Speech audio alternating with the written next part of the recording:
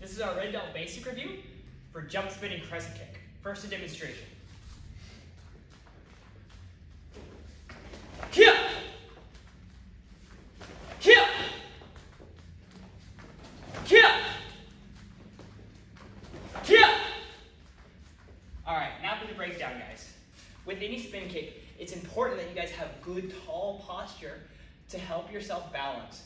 If our bodies are loose or bent in any direction, then that's where we're gonna follow, or that's where we're gonna fall as we do our jump kick.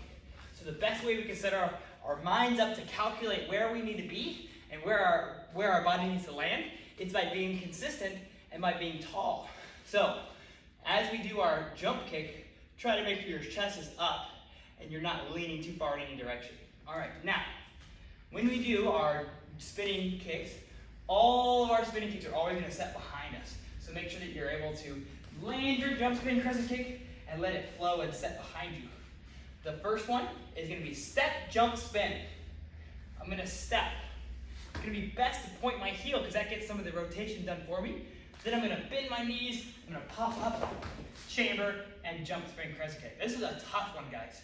All right, but getting that little prep turn is gonna help a lot.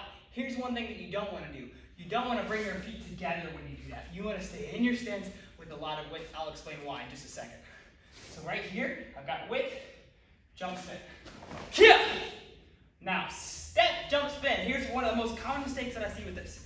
People will take this back foot, and when we step, it's because we're trying to move forward. We're chasing something down or someone. And so if I take this step, and what I'll do this is I go, no!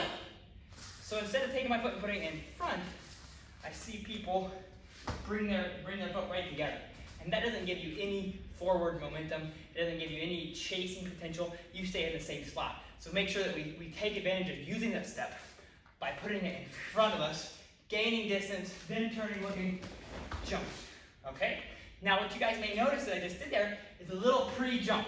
So I might go pop, doing a little pre-jump. I really can't explain why, but it kind of helps you jump higher.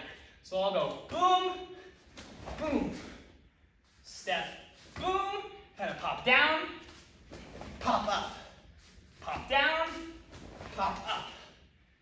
Really important, guys, that you jump and chamber your knee as tight to your body as you can.